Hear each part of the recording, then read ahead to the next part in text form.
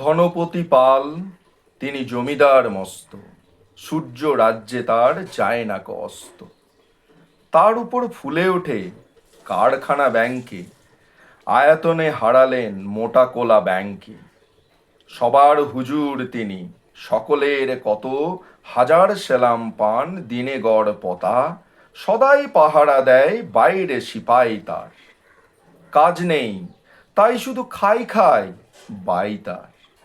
এটা খান সেটা খান সব লাগে বিদঘুটে, টান মেরে ফেলে দেন একটু খাবার খুঁটে। খাদ্যে অরুচি তার সব লাগে তিক্ত, খাওয়া ফেলে ধমকান শেষে অতিরিক্ত।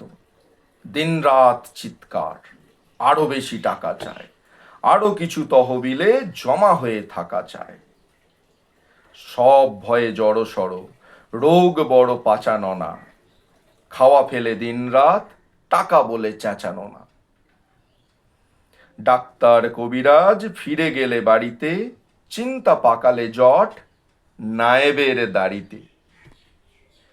নায়েব অনেক ভেবে বলে হুজুরের প্রতি, কি খাদ্য চাই, কি সে খেতে উত্তম অতি। নায়েবের অনুরোধে ধনপতি চারিদিক দেখে নিয়ে বার কয় হাসলেন ফিক ফিক। তারপর বললেন, বলা ভারী শক্ত, সবচেয়ে ভালো খেতে গরিবের রক্ত। কবি সুকান্ত ভট্টাচার্যের বিখ্যাত কবিতা ভালো খাবার। সত্যি সবচেয়ে ভালো খেতে গরিবের রক্ত। কথাটা যেন সেই রবীন্দ্রনাথ ঠাকুরের 2 বিঘা জমি কবিতার যে লাইনটা, সেটাকেই মনে পড়িয়ে দেয় যে এ জগতে হাই সেই বেশি চাই, আছে যার ভুরি ভুরি, রাজার হস্ত করে সমস্ত, কাঙালের ধন চুরি।